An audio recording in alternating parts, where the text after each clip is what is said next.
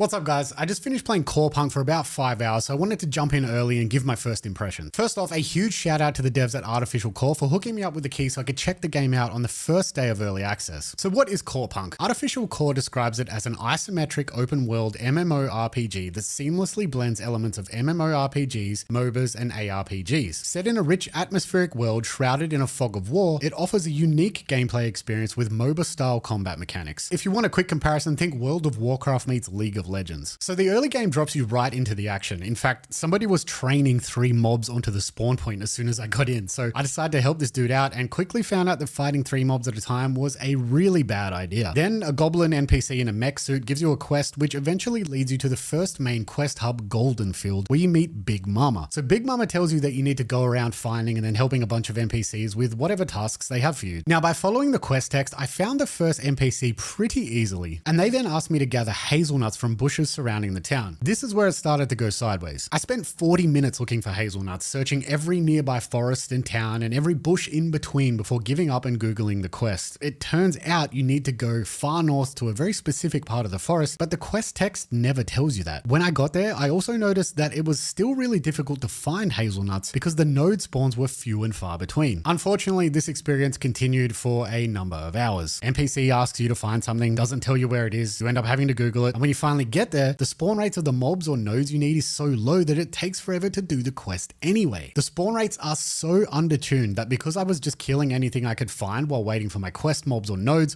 I ended up being level 6 before I finished the level 2 introductory quest. At this point, I'd been playing for about 5 hours and I decided to end the stream because I just wasn't having fun anymore. I did decide that I would restart the game with a different class and come back and play off stream and try and really just get absorbed in the game, but that didn't really work, and after about an hour I found myself dreading having to do the next quest, so I just stopped. Now I know 6 hours isn't really enough time to give an MMO, right? I know people are going to rinse me for this in the comments if they see this, and the hardcore MMO fans especially, but I've been playing these games for 20 years. I can see where this is going. I can tell the gameplay loop. So bearing that in mind that I have only played 6 hours, here's my first impressions. The art style is quite beautiful and it's also very stylized, and this is a great thing for making the game immediately identifiable, and it also means that in the future the graphics won't age poorly. The game also runs extremely well for an early access game. In fact, it runs better than most new games I've played in recent memory, and I don't even have a super beefy computer. Again, this is something that is helped by the stylized art. Corepunk is an incredibly unique game. There is simply nothing out there like it in terms of how it blends MOBA combat with MMO systems, and I really applaud the devs for coming up with something that does feel truly fresh for the genre. All of the quests are also fully voice acted, which is a really nice touch, and the game is a truly open world with no loading screens, and as far as I can tell, you can literally go anywhere on the map as soon as you zone in, like proper true open world. Unfortunately, that's where the things I like about Corepunk sort of end. Bearing in mind, I do want this game to succeed. I understand that Corepunk is going for a really old school style MMO, which means like a lot of more brutal systems, a lot less guidance. I get that. I totally get that. But here's the things I don't like about Corepunk in its current build. So there are no quest markers above NPCs who have quests. This one feels particularly painful because every time you go to a village, you first need to talk to every single person and exhaust their dialogue to see if they have a quest. I don't mind this so much. This is something that comes up in older MMOs and RPGs. But the problem is in Corepunk, you have to do this every single time you level up because new quests become available as you level. This feels really clunky and like a huge waste of time, and I just cannot see any benefit to this system at all. Another thing is that quests don't show you on the map where to go, and this is very typical of old school MMOs and RPGs. Again, I get that they want you to pay attention to the quest text for immersion or whatever, but the quest text is almost always inadequate. One of the quests I did asked me to find an artificial sword. That was the entire direction from the NPC. The sword ended up being a 5-minute walk northwest of the quest giver on a road next to a random forest. Like,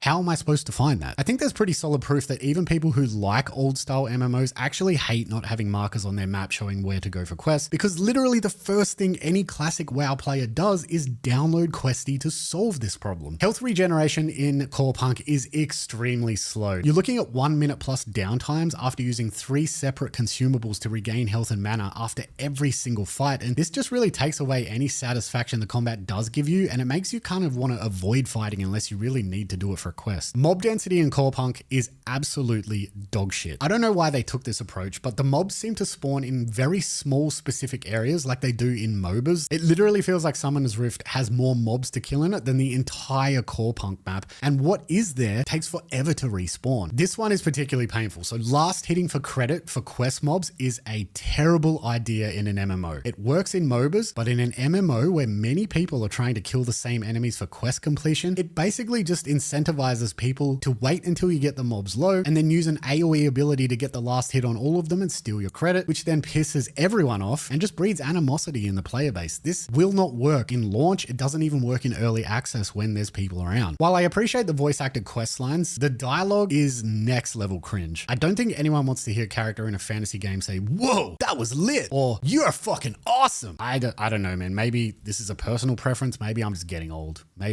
Could just be me. Maybe I'm just getting old. Now, the combat in Corepunk is very slow and deliberate, which is fine, and I knew that going into the game, but the problem is that I'm using a two-handed sword and there's just no tangible weight or effect to it that makes it satisfying, and even activating your abilities just feel very light. They have no weight to them. They just don't feel good to use. Gathering is the worst I've seen in any MMO I've played in the last 20 years. The nodes are few and far between. They often fail when trying to be gathered, and a single mine or tree or fossil node can give you several different items, both of which add 2 tiers of RNG to your gathering. You know, you might find a fossil node and you try and gather it and it breaks, and then you find another one, you gather it and you get chalk instead of the fossil you need. Like, there's too much RNG. Gatherable items also have no visual cue, and this is really confusing in a forest that most of the trees cannot be cut down. Like 99.9% of the trees cannot be cut down, but some of them randomly can, and they do look different, but there's a whole bunch of other ones that can't be cut down that look exactly like the ones that can be. This is a huge pain in the butt because it means that instead of walking around enjoying the scenery or whatever, you're mousing over every single tree trying to find out which ones are interactable. Now, this gathering problem is also exacerbated by the fact that all of the opening quests revolve around gathering and then crafting. This leads me to my point that the new player experience is absolutely the worst I've ever experienced in an MMO. There is absolutely no direction, no help, systems in the game are barely explained at all, and literally everything you try to do requires you to Google it. I should not have to Google a quest after looking around for mushrooms or hazelnuts or a sword for 40 minutes to find that it's somewhere north, a 5-minute walk away, when the quest text just said, "Hey, go find the sword." For most people, that's an uninstall. There's also no gear in the game other than your weapons and artifacts. Now, this means that your character's sense of visual progression is completely tied to the cash shop. You're not going to have that feel like in World of Warcraft, where at level 10, you've got like a mix and match hat and pink shirt and black hat and white gloves, because you look the same the entire time unless you spend money in the cash shop. And the last thing is that there's very few biomes in the game. 80% of the map is forest. There's also a little swamp area, and there's also a steppe. But for the most part, you're just going to be jungling the whole time. With that said, here's some changes I'd like to see for Corepunk to succeed and really bring in new players. First of all the quest text needs to be more specific about where to complete quests, or there needs to be a marker on the map. You need to choose one. You can't half-ass this and have your players running around on a wild goose chase. Quest givers need to be marked. I explained why already. Just do it. Gatherable items need their RNG removed, or the RNG needs to be lower. They also need to add a visual cue showing that things can be gathered, and spawn rates and number of spawns needs to be massively increased, and that goes with mob density as well. The dialogue, in my opinion, again, this might be a personal preference, but I think this needs a complete overhaul. It's just not good. It's just not good. Health regeneration out of combat needs to be a lot faster. The devs need to go back to the drawing board on the new player experience. They need to overhaul it completely. It's fine to make an old school style MMO, but you have to remember that if people aren't enjoying it because they're confused and they're lost and they're just getting annoyed, they're not going to come back. And lastly, I think this game needs to either completely remove visual progression being solely tied to the cash shop, or the game needs to be free to play. If you pay money for a game and then you find out the only way that you can get that mismatched level 10 WoW pink hat white shirt gear mismatch is by swiping your credit card, I'd be pretty pissed. All right, here's what some of my chatters had to say about the game. So Kiyoshino said that, yeah, not gonna lie, this game just doesn't look appealing. It could have been good, but so many basic stuff they just fucked up on. I wouldn't buy the game. Trashy says, it's not that great to watch, to be honest. It's too slow, looks a bit shit, would not buy. Anyway, that's it for today. Thank you so much to Artificial Core. I apologize for the harsh review, but again, I do really want this game to succeed. I think you guys have done a really good job at coming up with this very unique world and idea. I think this game has potential. I'm just criticizing it like this because I want it to be better. Anyway, that's it for today. Thanks again to Artificial Core for the key, and thank you to the people on screen who subbed to my Twitch and helped make my content creation possible. Now, if you'd like to check out the live streams or my other content, links are down below, or you can just search for Liminality TV on all platforms. I'm on like Twitter and Twitch and TikTok and Instagram. Anyway, that's it, man. Thanks for watching, and I'll see you on the next video.